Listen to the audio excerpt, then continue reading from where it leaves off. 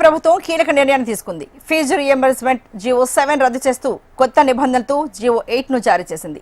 2026-2027 విద్యా సంవత్సరం నుంచి కొత్త నిబంధనలు అమల్లోకి రాబోతున్నాయి.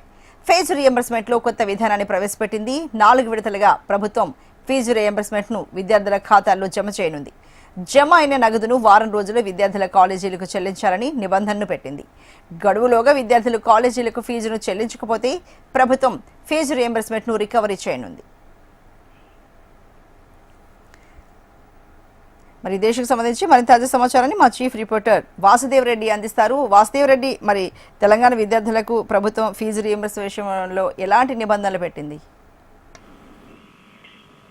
ఇటీవల కాలంలో కూడా విద్యార్థుల ఫీజు రియంబర్స్మెంట్ సంబంధించినటువంటి జీవో నెంబర్ 7 ను హైకోర్టు కొట్టివేసిన నేపథ్యంలో కూడా తాజాగా తెలంగాణ ప్రభుత్వం మరో 2 జీవోలను తీసుకొచ్చింది. జీవో 8, జీవో 9 తీసుకొస్తూ కూడా ఫీజుల మంజూరు విషయంలో కూడా కొత్త విధానాన్ని తీసుకోవడం జరిగింది. ఏడాది మొత్తం కూడా దరఖాస్తు చేసుకునే అవకాశాన్ని విద్యార్థులకు కల్పించింది. ముందుగా దరఖాస్తు చేసిన వారికి మాత్రం ఫీజు మంజూరు చేసేటువంటి అంశానికి సంబంధించి కూడా ప్రియారిటీ ఇవ్వబోతుంది. 2026-27 విద్యా సంవత్సరం నుంచి కూడా కొత్త నిబంధనలు అమల్లోకి రాబోతున్నాయి. ఇక జీవో 7 ను రద్దు చేసినటువంటి ప్రభుత్వం కొత్త మార్గదర్శకాలతో కూడా జీవో 8, 9 ను తీసుకురావడం జరిగింది. ఒకేసారి ఏడాది బోధన ఫీజులు చెల్లింపుతో పాటు టీబీటీ ద్వారా అంటే డైరెక్ట్ స్టూడెంట్ కి అకౌంట్ లోకి నేరుగా డబ్బులు జమ చేసే అంశానికి సంబంధించి వారి ఖాతాల్లోకి డబ్బు జమ చేయబోతోంది. ఇక వారం రోజుల్లో కళాశాలలకు ఫీజులు చెల్లించాల్సినటువంటి పరిస్థితుల నేపథ్యంలో కూడా ఈ గడువులోగా చెల్లించేందుకు ఏర్పాటు చేస్తుంది. అయితే ఎవరైతే వారం రోజుల్లో చెల్లించలేదో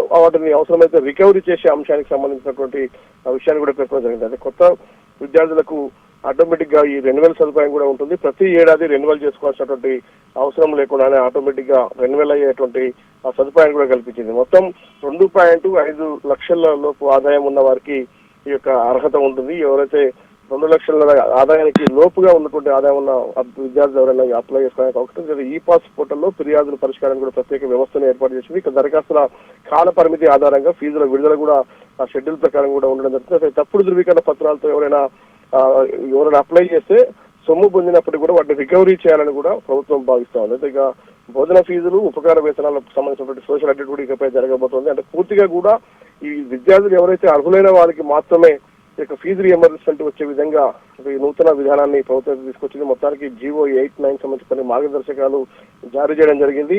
ఇకపై కొత్తగా ఎవరు కూడా కేవలం ఏదైతే అకాడమిక్ ఇయర్ ప్రారంభంగా కాకుండా ఏడాది మొత్తం కూడా విద్యార్థులు అప్లై చేసినందుకు తెలంగాణ ప్రభుత్వం ఒక మంచి అవకాశం కల్పించింది. మొత్తానికి ఈ పాస్పోర్ట్ల ద్వారా కూడా హాజరు వివరాలు మరోపక్క ఎవరైతే విద్యార్థుల అటెండెన్స్ సంబంధించినటువంటి విద్యా సంస్థల్లో ఆధారిత హాజరు విధానాన్ని తప్పనిసరి చేయాలని కూడా ఒక నిబంధన పెట్టింది. ఇక ఈ పాస్పోర్ట్ల ద్వారా కూడా హాజరు వివరాలను ఎప్పటికప్పుడు నిర్వహించే విధంగా కూడా ఏర్పాటు చేసింది. ఇది మొత్తం మీద తెలంగాణ విద్యార్థులకు సంబంధించినటువంటి ఫీజు రియంబర్స్ విషయంలో కొత్త నిబంధనలు. Right, thank you Vasudev Reddy.